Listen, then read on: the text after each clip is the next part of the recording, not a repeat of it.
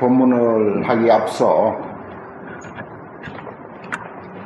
제가 여기 온 연기부터 조금 말씀드리겠습니다. 지금 법안정사를 창건하신 방금 회주스님, 지금 회주스님이라고 부르죠? 네. 그 다음에 또 주지로 이름이 되어 있는 서효스님, 그리고 이렇게 딱 지금부터 50년 전 해인사에서 해인사 강원에 같이 공부를 하고 해인사 승가대학을 같이 졸업했습니다. 정말 반백년을 인연을 함께 하면서 동문수업하고 또 해인사 가야선회라고 하는 50년대 말 60년대 초에 아주 어렵게 살면서 힘들게 공부하던 그 시절 같이 공부하던 스님들이 어느 날 한 25년쯤 전에 한번 모여가지고 옛날 이야기를 하다가 우리 옛날에 참 힘들게 살았는데 한 번씩 만나자 이렇게 모임을 결성하게 됐어요. 그것이 이제 해인사 가야산회라고 하는 그런 명칭으로 1년에 3번, 4번, 한 철에 한 번이죠. 석 달에 한 번씩 이렇게 이제 모이는 가야산회 회원이기도 하고 그렇습니다. 똑같이 회원이고 또 같이 50년 전 60년 초에 동문수학하고 했던 그런 인연입니다. 제가 이제 가끔 법안정사에 들리고 또 스님 문안도 한 번씩 왔다가 보고 갈 때도 있고 못 보고 갈 때도 있고 그렇게 다녔었는데 근래 어느 날 주지스님이 전화를 해서 4월 초하루 날 법안정사 법회 좀 해주십시오라고 해서 그래서 내가 법회는 뒷전이고 효경스님, 회주스님 얼굴이라도 한번 보는 게 나는 큰 보람이니까 그럼 가겠다 이렇게 약속을 하고 여기까지 왔습니다. 그래서 참 깊은 인연입니다. 정말 효경스님은 대학사도 중창을 하셔서 큰 불사를 이뤘고 또 법안정사를 이렇게 이뤘죠. 또 저기 대각정사라고 강원도 잘 아시죠? 거기도 그렇게 큰 불사를 하셔가지고 평생을 그런 참 신심으로 기도와 신심으로 참으로 보람있는 그런 스님의 생활을 올곧게 하신 스님입니다. 늙고 병들어서 몸을 움직이기 불편하게 된 것은 세월 가면 누구나 할 것 없이 똑같습니다. 저는 또 10년 전에 딱 10년 전에 효경스님처럼 지금 허리에 병이 나가지고 입원을 했었는데 수술이 잘못돼가지고 하반신이 마비가 된 상태입니다.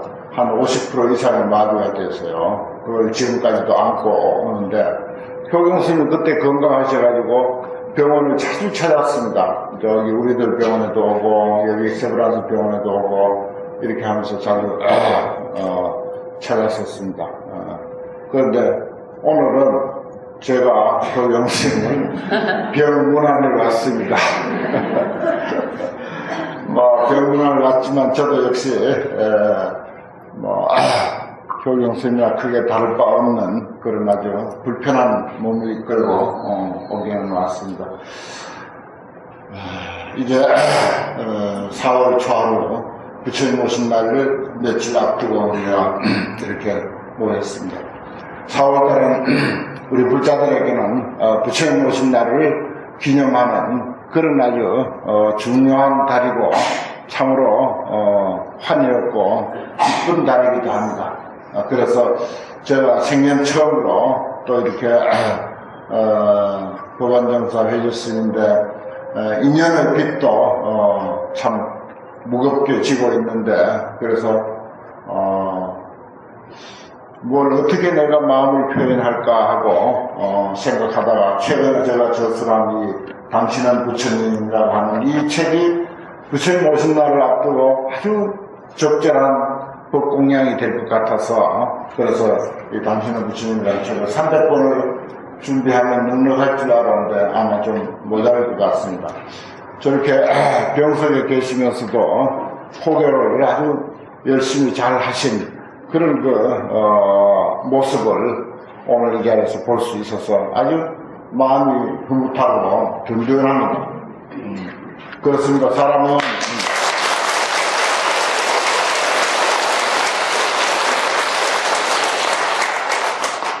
늙으면 늙은 대로 살아야 되고, 병들면 병든 대로 씩씩하게 살아야 됩니다.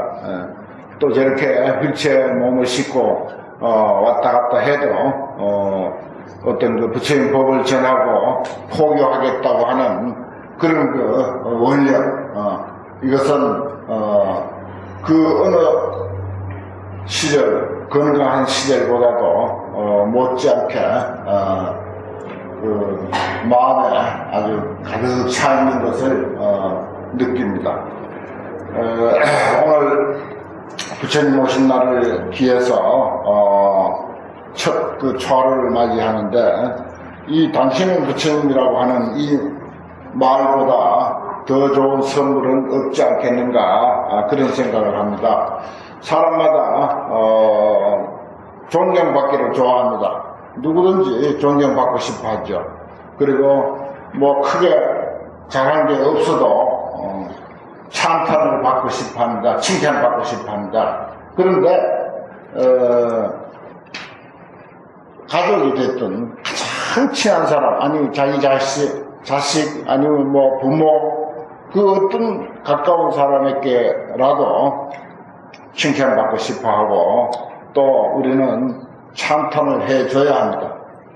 그런데 세상에서 가장 높이 칭송할 수 있는 말이 무엇일까? 당신은 부처님이라고 하는 이 말이 아닐까? 저는 50년 공부해서 건져낸 한마디 말이 바로 이것입니다.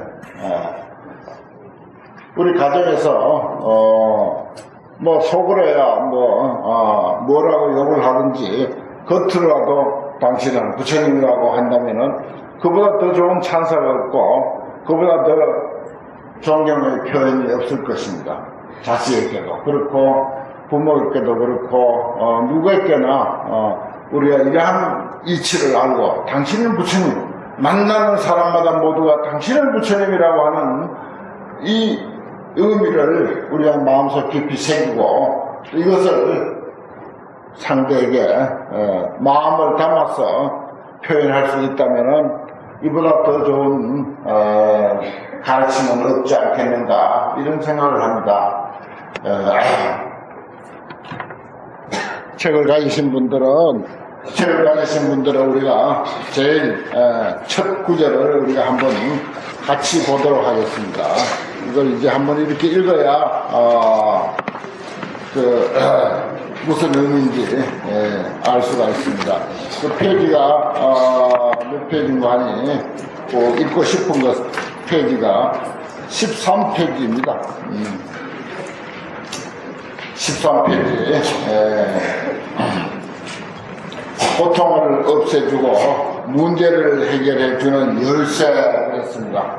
고통을 없애주고 문제를 해결해주는 열쇠. 이 책이 세상에서 제일 좋은 책입니다. 없는 분들은 가서 돈 주고 사세요. 이보다 더 좋은 책은 없습니다. 왜냐? 8만 대장경의 엑기스만 모아놨습니다. 또 불교의 열매만 땄습니다. 불교라고 하면 그냥 큰 나무라고 우리가 생각했을 때 그 거대한 나무로서의 불교는 뿌리도 있고 줄기도 있고 가지도 있고 잎도 있고 꽃도 있고 별것이 다 있습니다. 그런데 궁극에 가서는 그 나무의 결실이 뭐겠습니까? 열매입니다. 그런데 이 책은 그 거대한 나무의 열매입니다. 그러면 이 책의 내용을 여러분들이 제대로 이해하신다면은 불교의 열매만 똑따는 게 되는 거예요.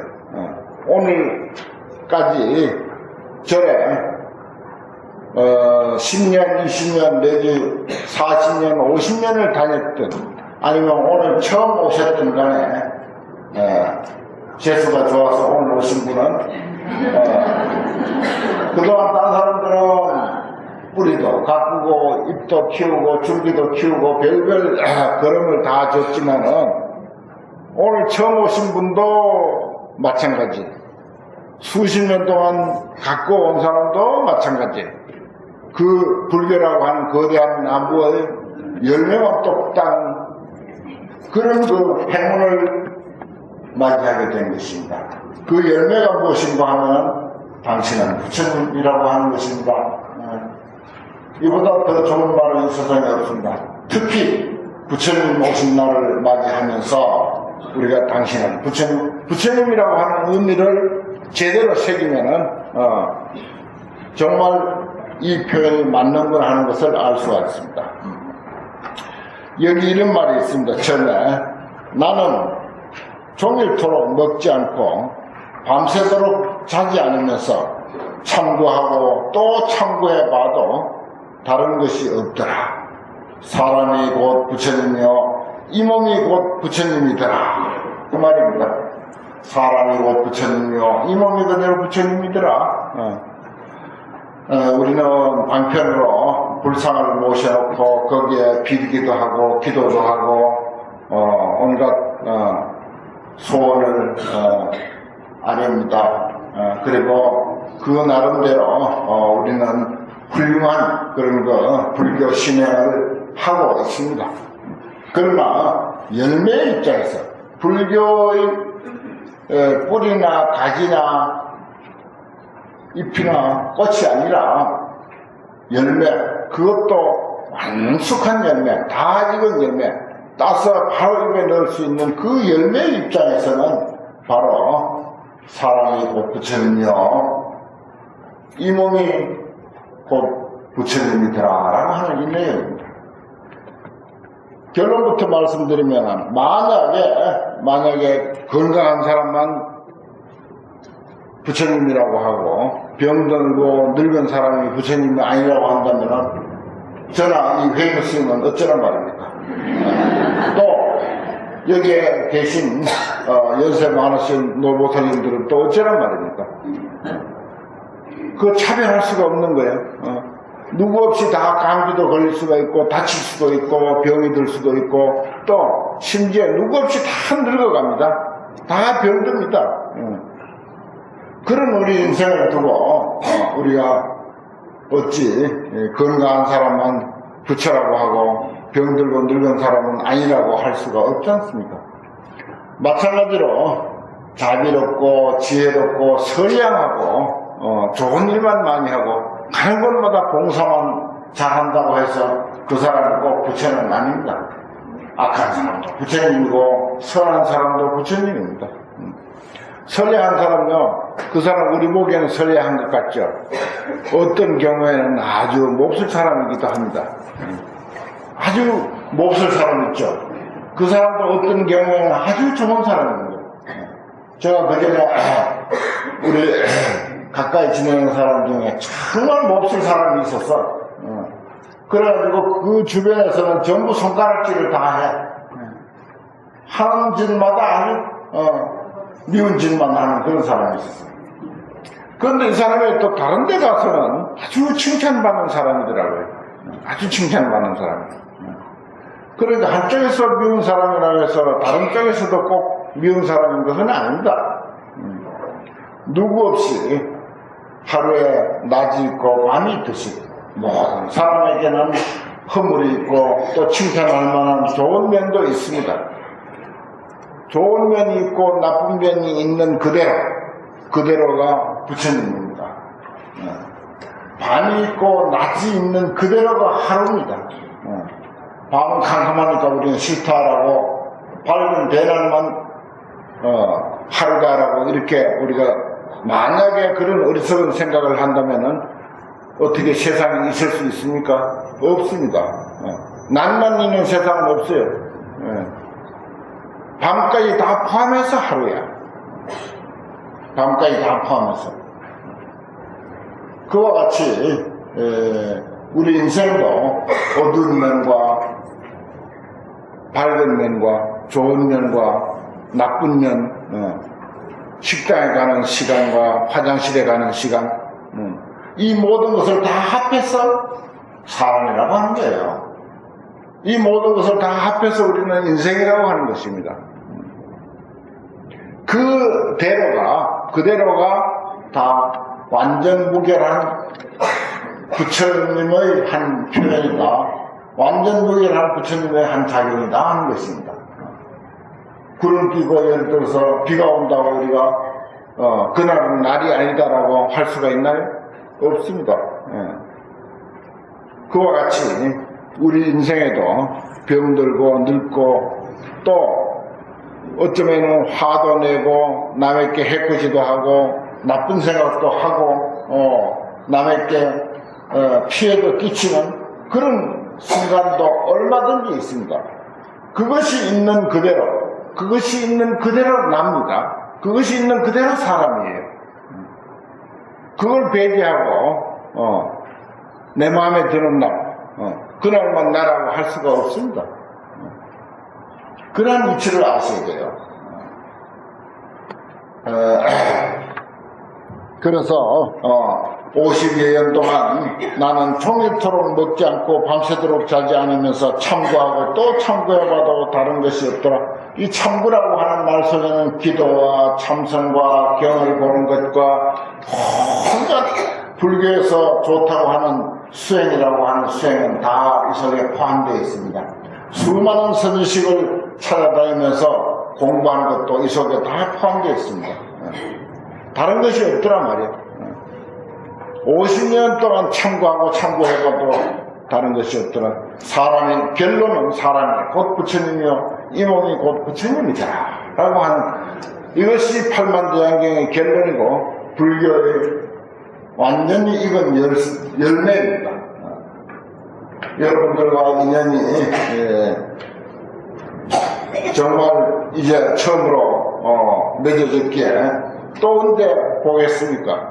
저 뿌리 이야기하고 가지 이야기하고 나뭇잎 이야기하고 꽃핀 거 이야기하고 그래서 열매까지 오려면 그걸 누가 보장합니까? 누가 그걸 보장하겠어요? 여러분들과 저의 인연에 열매만 이야기할 수밖에 없는 것입니다. 그래서 저도 여러 날을 궁리한 끝에 여러분들에게 불교의 다 익은 열매를 전해주는 것이 저희 의무가 아닐까 이런 생각을 하고는 이 책을 그렇게 들고 왔던 것입니다. 당신은 부처님이라는 이 말은 법화경 상불경 보살품의 주제다. 그리고 법화경 전체의 주제다. 또한 석가 세존께서 한 생의 육신을 거두면서 마지막으로 전 인류에게 들려주고 싶었던 단 한마디 말씀이었다.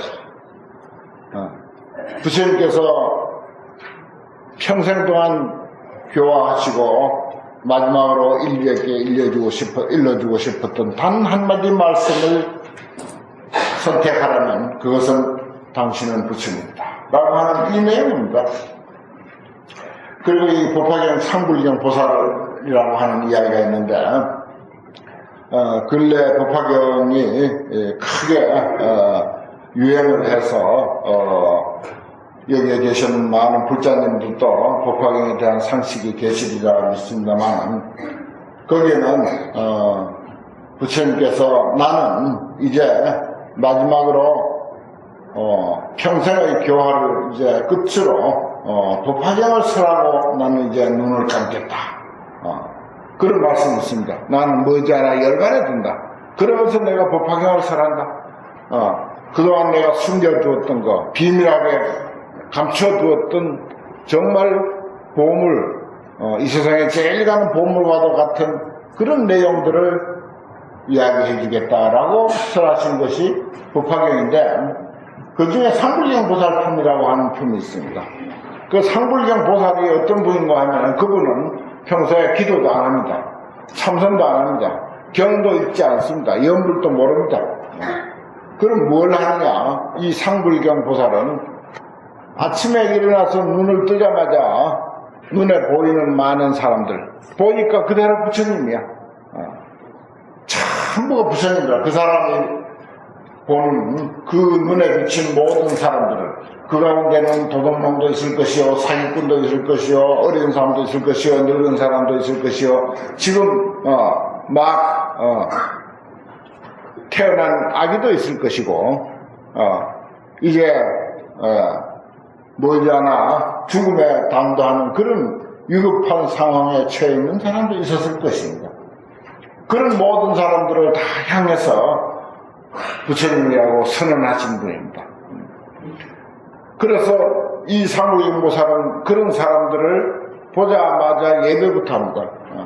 부처님이니까, 부처님으로 보이니까 예배부터 해야겠죠. 그래서 예배를 하면서 당신은 부처님, 당신은 부처님, 당신은 부처님도 하고 당신은 부처님도 하고 열심히 예배합니다. 우리도 만약에 석가모니 부처님이 살아서 이 자리에 계신다면은 제가 아무리 훌륭한 말을 하더라도 저 말이 귀에 들어오지 않습니다. 저를 쳐다볼 기회가 없습니다.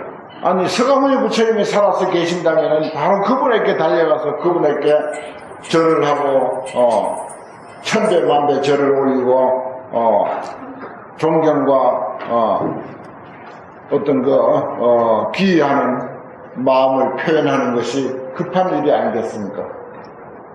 그와 같이 상불경 보살도 보는 사람마다 마치 우리 앞에 석가모니 부처님이 살아계신 듯이 모든 사람들이 그렇게 보였습니다. 그렇게 보이는데 어떻게 예배를 하지 않을 수 있습니까? 언제 염불할 시간이 어디 있습니까? 그 부처님에게 예배부터 해야 돼요. 우리도 마찬가지입니다. 아무리 훌륭한 경전이 있고 무슨 기도가 중요하다 하더라도 석가모니 부처님이 살아서 여기에 딱 오셨다면은 그분에게 예배하기가 바쁠 거예요. 무슨 이야기가 귀에 들어가겠습니까? 바깥에 무슨 볼거리가 설사 있다 한들 그것이 관심이 가겠습니까? 관심 갈 리가 없습니다. 상불경 보살에게는 모든 사람들이 살아있는 석가모니 부처님이 이 땅에 온 것과 똑같이 여겨졌습니다. 그래서 찬탄하고 예배하고 찬탄하고 예배하고 그랬습니다. 그러니까 어떤 사람들은 그 가운데 그 말을 이해하는 사람도 있었지만은 혹 이해 못하는 사람은 당신이 뭔데 나에게 수기를 하느냐, 당신이 도대체 무슨 공부가 얼마나 돼 있다고 나인데 내가 부처님이라고 이렇게 증명을 하고 보증을 하고 수기를 하느냐, 이렇게 하면서 욕을 합니다. 또 욕을 하는 사람도 있고 어떤 사람들은 막대기로 치는 사람도 있습니다. 또 돌을 던져서 구타하는 사람도 있습니다. 또 욕하는 사람, 막대기로 때리는 사람, 손으로 때리는 사람, 돌을 던지는 사람, 별별 사람 다 있습니다. 혹 그 말을 제대로 이해하고 받아들여서 존경하는 사람도 있습니다. 그럼 막대기로 때리고 돌을 던지고 하면은 맞으면 아프니까 저 멀리 도망가가지고 큰 소리로 당신이 그렇게 나를 구타하고 돌을 던지고 막대기로 후려쳐도 그래도 당신은 부처님입니다 라고 또 큰 소리로 그 사람을 향해서 소리 지르고 예배합니다. 바로 좋으면 좋다 하고 싫으면 싫다 하고 정 싫으면 막대기로 치고 돌을 던지는 바로 그러한 작용, 그러한 능력, 또 아주 훌륭한 말씀입니다 하고 정말 고맙습니다라고 이렇게 표현한 바로 그 표현한 그 능력, 그 반응, 이것이 바로 부처님의 본 모습이라고 하는 사실입니다. 그게 바로 부처의 본 모습인 거예요. 열매로서 너무 이해가 잘 안 되는지 모르겠네요. 저기 가지나 뭐 줄기나 잎이나 이런 걸 이야기하면 이해가 좀 잘 되려는가. 아무튼 저는 시간이 없습니다. 열매만 전할 수밖에 없는 처지입니다. 또 언제 와서 이야기를 하겠습니까? 50년 동안 이제 처음 왔는데. 그렇습니다. 그 상굴령 보살은 바로 서가모니 부처님의 전신입니다. 서가모니 부처님은 바로 그러한 마음으로 서가모니 부처님이 되셨습니다. 그리고 서가모니 부처님은 이 법화경이라고 하는 경전을 통해서 우리에게 그와 같은 이치를 전해줬습니다. 따지고 보면요, 사실 온갖 불교의 방편을 늘어나서 소위 84,000 방편이라 그러지 않습니까? 84,000 법문이라는 게 전부 84,000 방편입니다. 그런데 가장 궁극적인 가르침, 그야말로 84,000 법문의 잘 익은 열매에 해당되는 것은 당신은 부처님이니까 서로 당신 하면 어떻습니까? 나도 부처님이고 너도 부처님이다 하는 뜻입니다. 우리들 자신이 부처님이라는 거예요.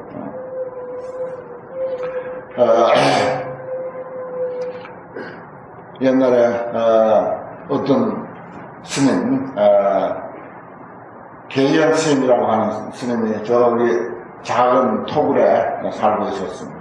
작은 남자에 살고 있는데 상제를 하나 뒀어요. 신차이라고 하는 상제를 뒀습니다. 근데 그 신차이라고 하는 상제가 은사스님인데 공부를 좀 하다가 그만 마음이 좀 바뀌어가지고 다른 스님인데 가서 공부 좀 하고 싶다 이 생각이 나가지고 백장 스님이라고 하는 스님인데 가서 공부를 했습니다. 그래 거기 가서 한 2, 3년 공부하니까 그만 눈이 확 열려버렸어요. 좋은 스승을 만나면은 그냥 간단하게 눈이 열립니다. 그래 이제 신차 스님도 백장 스님에게 와서 불교에 대한 눈이 확 떠졌어요. 불교의 눈이 떠졌다는 말은 인생의 눈이 떠졌다는 뜻하고 똑같습니다. 인생의 눈이 떠졌다는 것이나 불교의 눈이 떠졌다고 하는 것이나 같은 말입니다. 그래서 다시 이제 스승에게로 돌아왔어요. 그 도를 통했다는 뜻이죠. 도를 깨닫고 스승에게 와서 어느 날 따뜻한 날 스승이 목욕을 하면서 이 상자를 불러서 등 좀 밀어달라고 그랬어요. 그래서 상자가 이 등을 밀어줍니다. 등을 꾹꾹 이렇게 밀다가 보니까 스승님이 앉아서 혼자 좀 호강을 하면서 잘 자시는가 살이 좀 퉁퉁하게 이렇게 쪘어요. 그래서 이 상자가 스승의 등을 툭툭 치면서 참 법당은 좋다마는 부처님이 영함이 없구나 그랬어요. 법당은 좋은데 부처가 영함이 없다 그랬어요. 그 이제 스승을 깨우치기 위해서 하신 말씀이죠. 스승을 깨우치기 위해서. 그러니까 이상하잖아요. 이 상자가 어디 한 2, 3년 밖을 돌아다니다가 오더니 그 전에 하지 않던 소리를 하는 거예요. 그래서 고개를 뒤로 돌아봤어요. 돌아보니까 그 다음 날아온 말이 영혼도 없는 부처가 방광은 할 줄 아는 참 여러분들 방광 잘하시네요. 제가 한마디 하니까 하하하 웃잖아요. 그게 바로 방광입니다. 그게 바로 방광이에요. 우리 진여불설의 한 표현입니다. 우리 속에 있는 부처의 한 표현이 여러분들은 고개를 끄덕거리고 내가 말하는 것을 들을 줄 알고 또 법문이 시원찮다고 먼저 일어나서 가시기도 하고 이게 전부 방광이에요. 여러분들 시간 되면 또 집으로 돌아가실 줄 알죠. 참 길도 까다롭고 찾아가기도 어려운데 어떻게 그 차를 정확하게 잘 타고 집에 돌아갈 줄 압니까?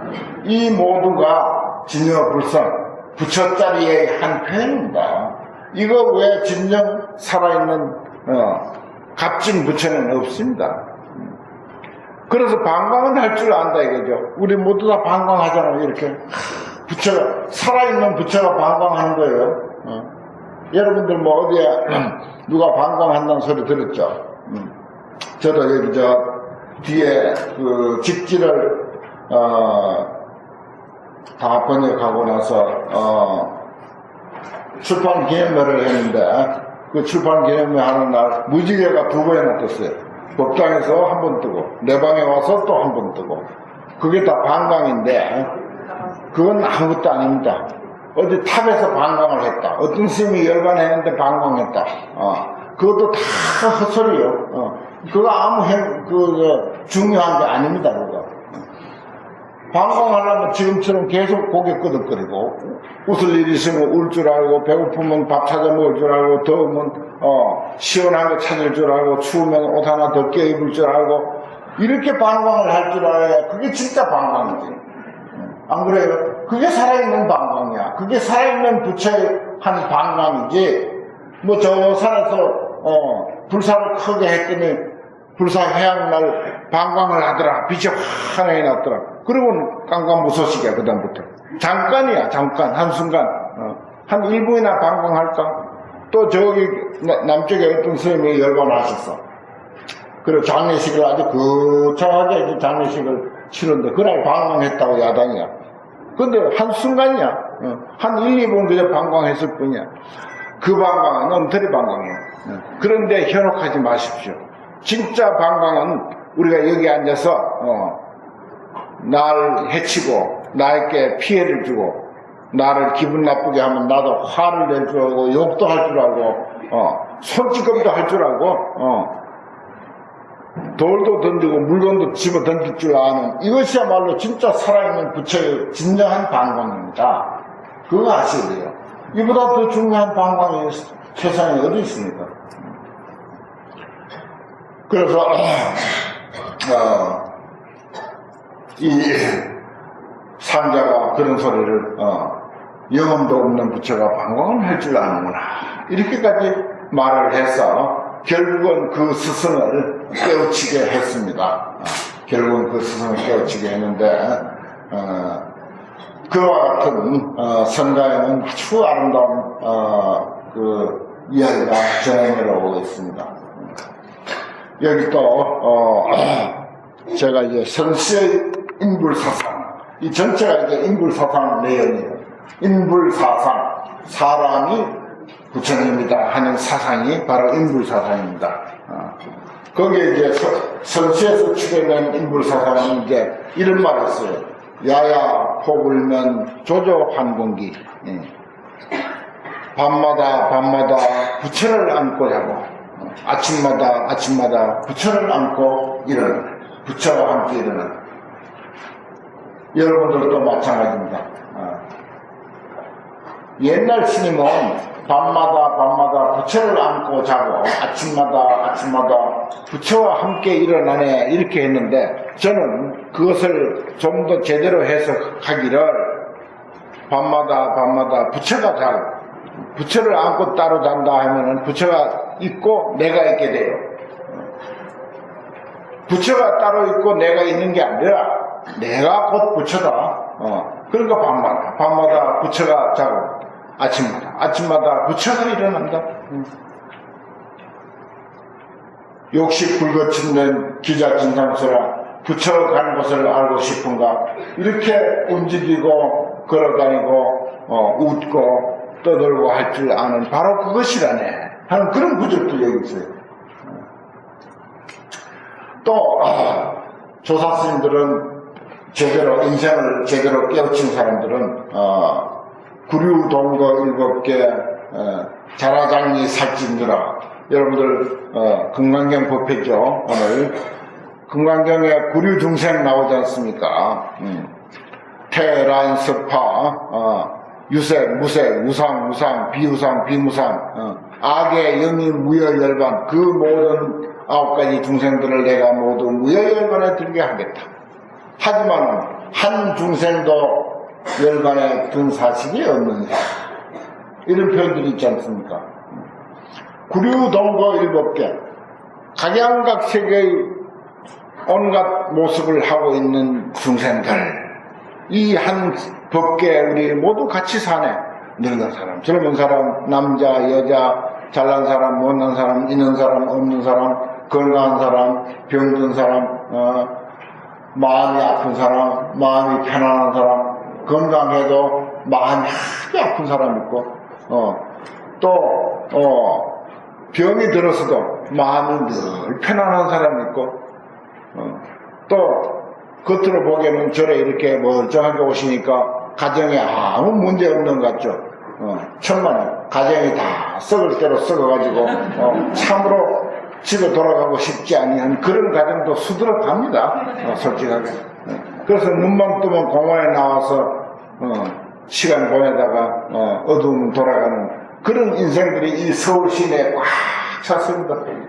마음 병들 수 있고, 몸도 병들 수 있고, 가정도 병들 수 있고, 정신도 병들 수가 있고, 전부 알고 병만 가지고 이야기하기로 하면 병투성입니다. 그거 탓할 게 없어요. 그거 문제 삼을 게 없습니다. 진정 소견이 제대로 든 사람은 밝은 태양만 바라보고 가지 어두운 밤 별로 생각하지 않습니다. 구름 낀 거, 비 오는 거 별로 생각하지 않습니다. 구름 끼고 비가 내린다 하더라도 곧 맑아질 것이다. 맑아지면 태양이 찬란하게 비칠 것이다. 태양만 생각하는 거예요. 태양만 생각하는 사람에게는 비 오고 눈 오고 비 오고 구름 끼고 이거 별 문제 안 됩니다. 우리 인생도 그와 같아서 어느 누구 없이 고해라고 하는 괴로움의 바다에 빠져 있는데, 바다에 빠진 사람 치고 젖지 아니한 사람 누가 있습니까? 다 젖습니다. 고통의 물결에 전부 젖어서 살아요. 그 나름대로 다 젖어서 삽니다. 그런데 그게 부처님이 말씀하신 고해예요. 그런데 그것만 가지고 우리가 인생이 전부다라고 생각하면 안 된다는 거죠. 정말 소견이 제대로 두고 인생의 진정한 가치를 아는 사람들은 그런 것 문제 삼지 않습니다. 문제 삼지 않고 우리 회주 스님처럼 몸이 저렇게 불편해도 그저 씩씩하게 절문영 잘하고 법회 잘하고 휠체어 타고 여러분 앞에 서도 당당합니다. 저도 항상 어디 가면 조금 멀리 가면 휠체어 타고 다닙니다. 늘 지팡이 짚고 허리 꺾으려 해가지고 정말 거의 갖다 버릴 정도 그런 그 몸뚱이를 끌고 다니지만은 아무 관심 없어요. 그까짓 거. 그 관심 없이 그냥 내 할 일 합니다. 당당하게. 부산에서 여기까지 오라면 옵니다. 그렇게 해야 그게 진정 우리가 가지고 있는 보물 같은 참으로 다이아몬드보다도 더 빛나는 그런 우리 인생의 가치를 한껏 쓰는 거예요. 그러니까 우리가 못 배웠다, 자기 처지가 어떻다, 팔자가 어떻다, 늙었다, 머리가 둔하다 이런 것 생각하지 마시고 부처님과 인연 됐을 때 아주 힘차게 열심히 당당하게 기도하고 공부하고 그렇게 살 줄 알아야 돼요. 왜냐? 본래로 우리는 진여불성이라고 하는 부처자리가 우리 마음에 꽉 차 있어요. 우리 자신 속에는 우리도 모릅니다. 사실은 잘 몰라요. 다 모릅니다. 그런데 정말 너무나도 소중한 저 남산보다도 더 큰 어떤 다이아몬드보다도 1000배 만배 더 값진 우리들 자성, 우리들 자신입니다. 바로 우리들 자신. 자신이 우리에게 있습니다. 아니 우리 자신입니다. 바로 우리들 자신이 그런 존재예요. 여러분들 남산보다도 더 큰 다이아몬드 1000개쯤 주면은 여러분들 자신하고 바꾸겠어요? 바꿀 수 없습니다. 아무리 내가 병든 몸이고 늙은 몸이고 무식한 몸이고 머리가 돌덩이 같은 그런 존재라 하더라도 남산만한 다이아몬드 1000개 만개 가져와도 안 바꿔요. 그건 다 공감하실 거 아닙니까?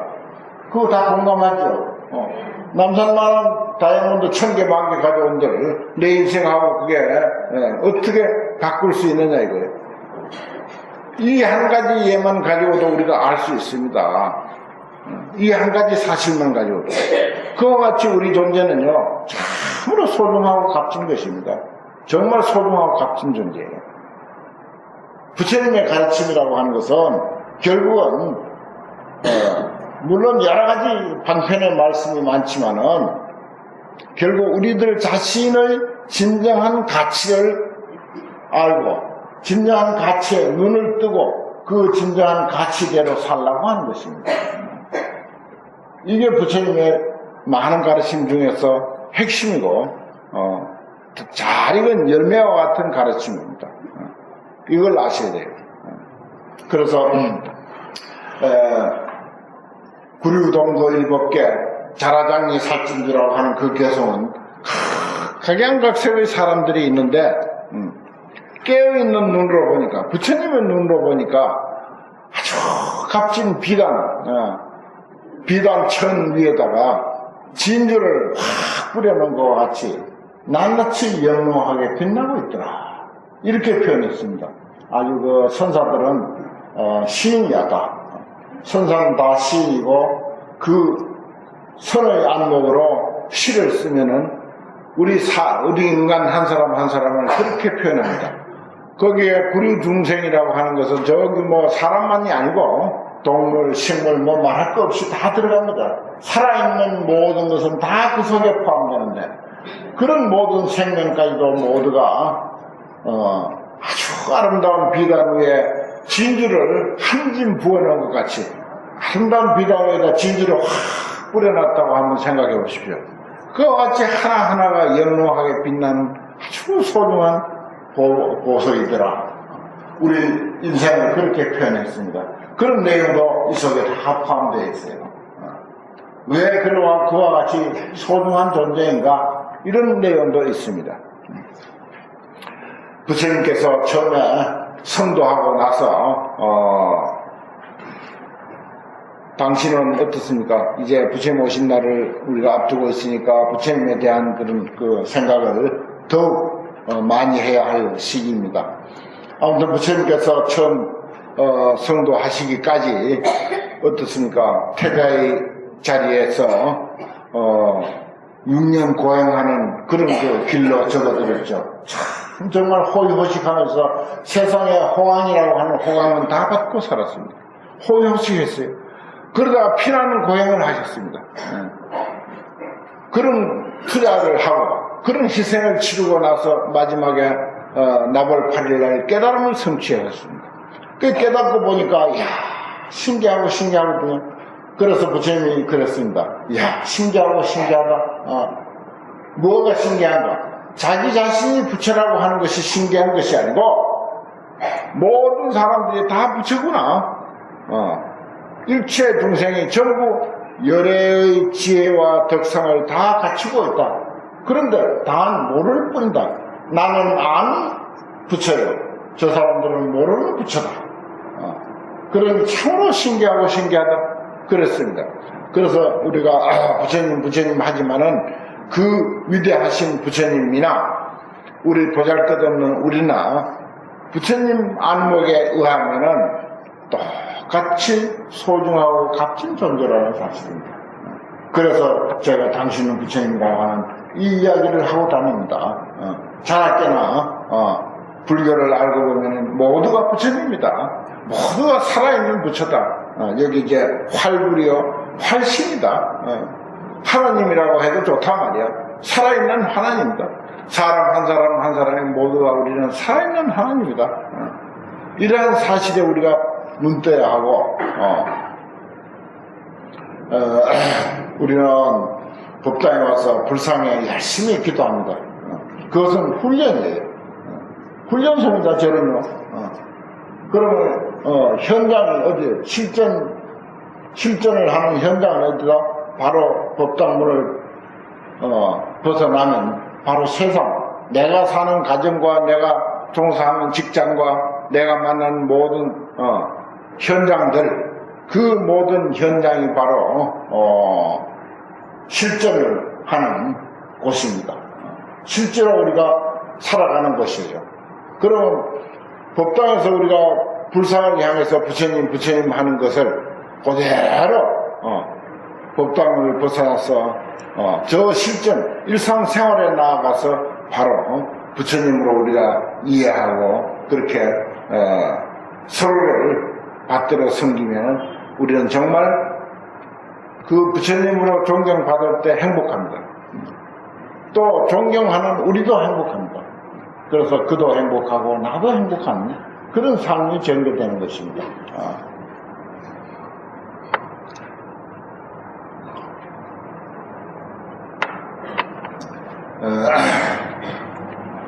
부처님은 그러한 사실을 아시고 부처님같이 인생을 살아온 사람이 세상에 뭐가 신기하겠습니까? 그런데 딱 한 번 신기하여라 이런 표현을 화엄경에서 하셨는데 우리 모두가 그와 같이 소중하고 값진 존재라고 하는 이 사실이 너무나도 신기하기에 그래서 부처님은 일생에 딱 한 번 신기하고 신기하다라는 이런 표현을 하셨습니다. 그리고 금강경을 여러분들이 이제 금강부패라고 해서 금강경을 중심으로 공부하시니까 금강경 제3분 대승정종분이라고 있죠. 대승정종분 그 낱말이 불교의 그 많고 많은 용어 중에서 가장 무거운 용어입니다. 가장 값지고 뜻이 깊은 용어가 대승정종이야. 왜 그러냐? 큰 대자 가르칠 성자, 큰 가르침 중에서도 가장 바르고 으뜸이 가는 내용이다 이 뜻이에요. 가장 바르고 으뜸이 가는 내용이 대승정종입니다. 그런데 거기에 이런 말이 있어요. 온갖 중생을 내가 제도했지만은 제도한 바가 없다 그래 돼 있죠. 온갖 중생을 내가 다 제도했는데 제도한 바가 없다. 그 말이 도대체 무슨 뜻이기에 대승정종이냐 이 말이에요. 가장 훌륭한 가르침, 가장 훌륭하고 큰 가르침 중에서도 제일 으뜸가는 가르침이냐 대승정종. 왜 그게 제일 으뜸가는 가르침이냐? 중생을 제도했을 때 제도한 바가 없다라고 하는 이 말이 도대체 왜 그래 으뜸가는 가르침이냐 이 말이에요. 뭐 공부를 금강경 중심으로 공부를 많이 하셨으니까 그러나 제가 해석하는 것을 한번 들어보십시오. 왜 중생을 제도했을 때 제도한 바가 없다라고 하는 게 왜 그렇게 대승정종 으뜸가는 가르침이냐? 본래로 우리는 제도할 바가 없는 존재이기 때문에 그래요. 완전 무결한 존재라. 그러니까 부처님이 우리를 제도했다고 하는 것은 그것은 그냥 하는 소리야. 본래로 우리는 제도할 필요 없는 아주 완벽한 존재예요. 아주 완벽한 존재라. 그러므로 내가 제도해도 아무 제도했다고 할 것이 없다는 뜻입니다. 그러므로 그것이 대승정종문이야. 가장 어떤가는 가르침이 되는 것입니다. 그와 같이 우리는 부처님이 우리를 제도했다 해도 제도했다 할 거리가 없다고 할 정도로 우리는 완벽한 존재. 그러므로 당신은 부처님이라고 하는 그 내용 그대로입니다. 이것이 오늘 여러분들에게 전해주고자 하는 불교의 많은 가르침, 거대한 나무, 거대한 숲 중에서 완전히 이건 열매, 완숙한 열매로서의 불교를 여러분들에게 이렇게 소개했습니다. 이상입니다.